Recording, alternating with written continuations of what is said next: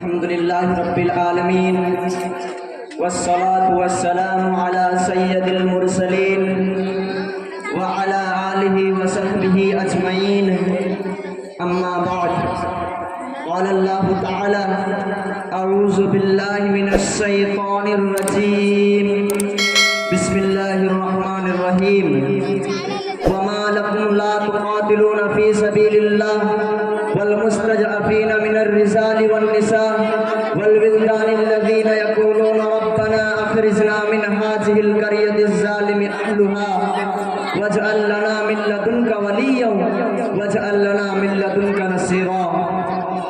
محترم حضرات، اسلام میں دعاؤں کی بہت زیادہ اہمیت و فضیلت ہے۔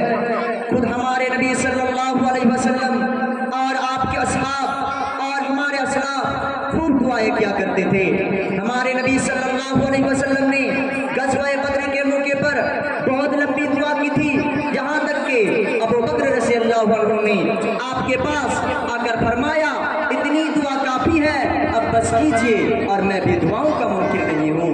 لیکن سوال یہ ہے کہ کیا ملک شام، فلسطین، ترکستان اور برما وغیرہ کے مسائل صرف اور صرف دعاؤں سے حل ہو جائیں گے، یا اس کے لیے دعاؤں کے ساتھ دعا اور عمل کی بھی ضرورت ہے؟ تو اس کا جواب یہ ہے کہ کوئی بھی مسئلہ صرف اور صرف دعا سے حل ہونے والا نہیں ہے، دعا کے ساتھ دعا اور عمل کی بھی ضروری ہے، کیونکہ اللہ اور اس کے رسول صلی اللہ علیہ وسلم نے خود جد و جہد اور عمل کا حکم دیا ہے، جیسا کہ ارشاد ربانی ہے وَمَا لَكُمْ لَا تُقَاتِلُونَ فِي سَبِيلِ اللَّهِ وَالْمُسْتَضْعَفِينَ مِنَ الرِّجَالِ وَالنِّسَاءِ وَالْوِلْدَانِ الَّذِينَ يَقُولُونَ رَبَّنَا أَخْرِجْنَا مِنْ هَٰذِهِ الْقَرْيَةِ الظَّالِمِ أَهْلُهَا وَاجْعَل لَّنَا مِن لَّدُنكَ وَلِيًّا وَاجْعَل لَّنَا مِن لَّدُنكَ نَصِيرًا۔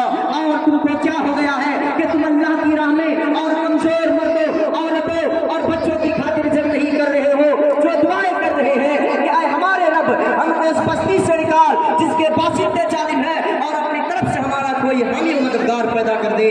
محترم سامعین، سوچنے کا مقام ہے اس آیت میں اللہ رب العالمین نے کمزوروں کی مدد اور ان کو ظالموں سے نجات اور رہائی کا جو طریقہ بتایا ہے، کیا اس سے بہتر کوئی طریقہ ہو سکتا ہے؟ نہیں، اس سے بہتر کوئی طریقہ نہیں ہو سکتا، اور صرف دعاؤں سے مظلوموں کو نجات نہیں مل سکتی۔ محترم حضرات، کیا اس میں کوئی شک ہے کہ ہمارے نبی صلی اللہ علیہ وسلم دعائیں کرتے اور آپ کی دعا قبول نہ ہوتی؟ ہرگز نہیں۔ آپ صلی اللہ علیہ وسلم کی دعا کی قبولیت میں کسی بھی مسلمان کو ادنا سا شک نہیں۔ اس کے باوجود آپ خود میدان جنگ میں شریک ہوئے، زخمی ہوئے، تکلیفیں اٹھائے۔ کیا آپ کو معلوم ہے کہ نبی صلی اللہ علیہ وسلم کی زندگی میں تقریباً 27 غزوات کو سرایا ہوئے؟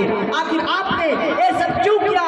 آپ تو آخری اور سب سے افضل رسول تھے، آپ صرف دعاؤں سے کام چلا سکتے تھے، لیکن آپ نے ایسا نہیں کیا، کیونکہ آپ اپنی امتیوں کو یہ درس دینا چاہتے تھے کہ یہ دنیا ہے اور دنیا میں اسباب و وسائل کا اختیار کرنا ضروری ہے۔ لہٰذا میرے امتیوں، تم اس یہاں سے غافل نہ ہو جانا اور صرف دعاؤں پر اکتفا نہ کر لینا، ورنہ تباہ و برباد ہو جاؤ گے۔ دوستوں اور ساتھیوں، میرے کہنے کا مقصد یہ ہے کہ صرف دعا سے کام چلنے والا نہیں ہے، یہی ہمارے نبی صلی اللہ علیہ وسلم کی سیرت سے درس ملتا ہے۔ پوری اسلامی تاریخ ان مثالوں سے بھری پڑی ہے۔ میں ایک مثال آپ کے سامنے پیش کرتا ہوں۔ جب نبی اکرم صلی اللہ علیہ وسلم کی وفات ہو گئی اور ابو بکر رضی اللہ عنہ خلیفہ بنائے گئے، تو بہت سارے فتنوں نے جنم لے لیا۔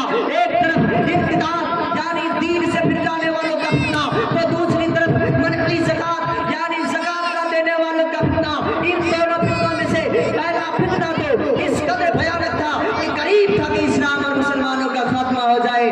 اس عظیم خطرے سے نمٹنے کے لیے حضرت ابو بکر صدیق رضی اللہ عنہ نے جو پالیسی اختیار کی تھی، وہ صرف دعا نہیں تھی، بلکہ انہوں نے دعا کے ساتھ جہاد بھی کیا، اس عظیم خطرے سے مسلمانوں کو نجات دلائی۔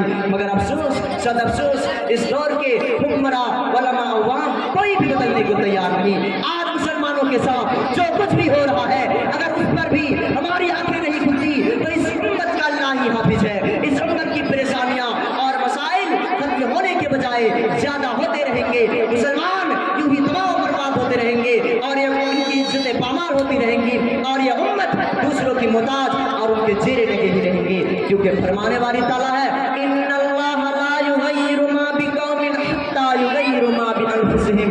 اللہ اللہ تعالیٰ کسی قوم کی حالات نہیں بدلتا جب تک کہ وہ خود اسے نہ بدلے جو ان کے دلوں میں ہے. لہذا ضرورت اس بات کی ہے کہ ہم خود کو بدلنے کی کوشش کریں اور دعا کے ساتھ ساتھ وسائل بھی اختیار کریں. آخر میں ایک شعر کے ساتھ اپنی بات ختم کرنا چاہوں گا کہ خدا نے آج تک اس قوم کی حالت نہیں بدلی, خدا نے آج تک اس قوم کی حالت نہیں بدلی, نہ ہو جس کو خیال ہو آپ اپنی حالت کے بدلنے کا.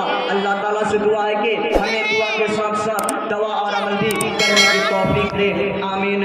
وآخر دعوانا ان الحمد للہ رب العالمین. السلام علیکم.